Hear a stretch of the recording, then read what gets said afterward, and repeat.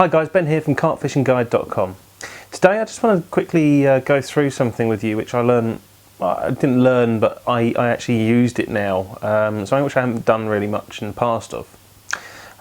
If you're like me, you go to a certain lake and you get told, you know, what works at this lake.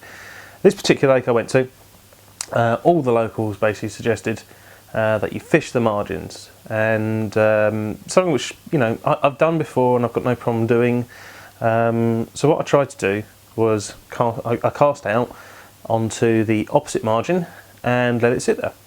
And lo and behold, half an hour later, my rods had rattled off. I caught myself a nice little. Okay, it was little. It was only a £10 common, but it was beautiful. It was a beautiful fish.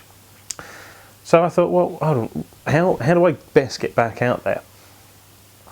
Now, something which you might see on a lot of DVDs and all of the programs you probably watch on TV and say through DVDs, etc., may sort of say, you know, they're all doing huge long distance range, and what they do is they clip it up and to the marker, etc., and get it on the same spot every single time.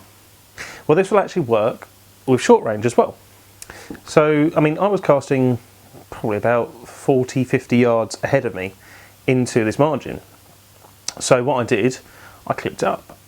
So my tip for you today would be, if you are fishing short distances, don't be afraid to use your clip.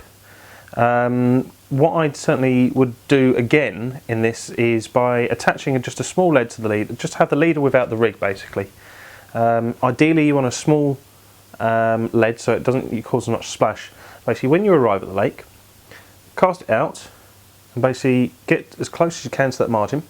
See where that splash starts and think, right, that is only, you know, say 3 foot away. So then basically pay off 3 foot off your line, clip it up, reel it back in and give it another cast. If it hits the mark perfectly, then you know that that is clipped up. Use something like a marker elastic or pole elastic to mark that, because what you don't want to do is, once you've cast it out with your rig live, you want to untie that. You want to untie that clip, so basically the fish can run off on your clutch or on your bait runner. And basically, when you come back, when you've caught your fish, put it in. You cast out somewhere else in the lake, and then reel it in until you see that marker elastic at the same point. Usually, I do it at the first butt ring. And basically, so I know exactly if that marker elastic is at the same butt ring, clip it up at that point, throw it out, and I'm going to be perfect back onto exactly the same spot. So my tip for you today, again, just to summarise, is to always use your line clip if you are dialing in or drilling in to certain areas within your lake. For more tips, advice, rigs, baits, watercraft tips, etc., go to my website, www.carpfishingguide.com. And while you're there, don't forget to download my free e-report on my 20 top tips to help stop you blanking. My name's Ben, tight lines.